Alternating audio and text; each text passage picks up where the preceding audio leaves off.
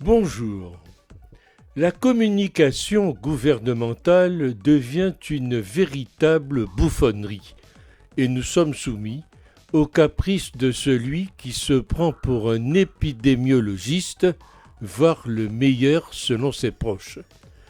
Couvre-feu, vie réduite à boulot dodo, pas de vie sociale, culturelle, sportive, la moitié des commerces fermés, gens évacués par les CRS quand ils veulent prendre un peu de soleil sur les bords de Seine le dimanche. Ce n'est plus un confinement. Et tout cela sans aucun calendrier. Ça se pérennise sans qu'on sache à quoi s'en tenir. En revanche, on a droit comme mantra chaque semaine, chaque jeudi soir, de la part de Castex ou Véran, que les prochaines semaines seront décisives ou que la situation est très tendue. Voilà le film. La situation sanitaire est très dégradée, volontairement très dégradée. On assiste à la fois à une fin de non-recevoir des autorités pour renforcer les moyens de l'hôpital public, au-delà des vagues promesses du Ségur, et à une manifestation de la part des soignants de la détresse dans laquelle ils sont mis par cette situation. Les premiers misent sur une explosion de l'hôpital public, pour une mise aux normes européennes de l'offre de santé. Les autres s'accrochent avec les dents pour sauver ce qui peut l'être encore provisoirement.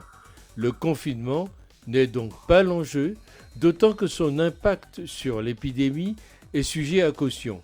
Si le gouvernement se souciait de la santé, il mettrait en jeu les lits des cliniques privées, qui ne sont quasi pas utilisés, sans avoir à saturer les services publics de province avec des shows de transfert.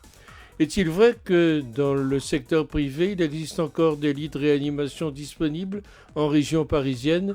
Si c'est vrai, pourquoi ces évacuations coûteuses, à risque et spectaculaires? L'épidémie est imprévisible. Au contraire, la catastrophe en cours était tout à fait prévisible et l'attentisme du gouvernement était garanti de mener à des mesures drastiques au pied du mur. Ce qui est désespérant, c'est qu'ils n'apprennent pas de leurs erreurs, ni même des exemples des autres. Au Portugal, la deuxième vague est terminée, mais ils n'ont pas réussi ça à coup de demi-mesure à la française. Depuis le coup de poker de M. Macron, nous avons perdu 15 000 vies, et sûrement 5 000 de plus demain, avant de voir la mortalité baisser. Soit le double de morts par rapport à un confinement fin janvier. Quand M. Macron joue au poker, les jetons, ce sont nos vies. Quand il perd, on meurt. La prochaine fois qu'il joue, il faudra que ce soit à la roulette que l'on pratique à Moscou. Si on avait eu une communication claire dès le départ, tel indicateur égale telle décision. Si le Conseil de défense ne débattait pas dans l'opacité, et si Emmanuel Macron ne se prenait pas pour Jupiter, on ne serait pas dans cette situation absurde où nous sommes suspendus à une décision dont personne ne sait quelles sont les motivations réelles entre calcul politique, intuition, volonté de ne pas se dédire, éléments scientifiques. C'est désespérant. Le pari de M. Macron est d'ores et déjà perdu.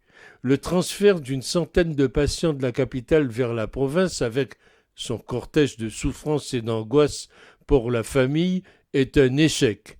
Humainement parlant, d'ailleurs, c'est insupportable. Mais le plus grave sont les patients qui ne peuvent être pris en charge pour une pathologie autre que la Covid. Nombre de malades auront un retard de dépistage et de traitement de cancer, d'AVC ou d'infarctus comme cela s'est déjà produit au printemps 2020. Comment un homme, sans contradicteur, peut-il décider à ce point de la vie de millions de Français? Ça augure mal du futur, le jour où quelqu'un de moins bien intentionné aura le pouvoir.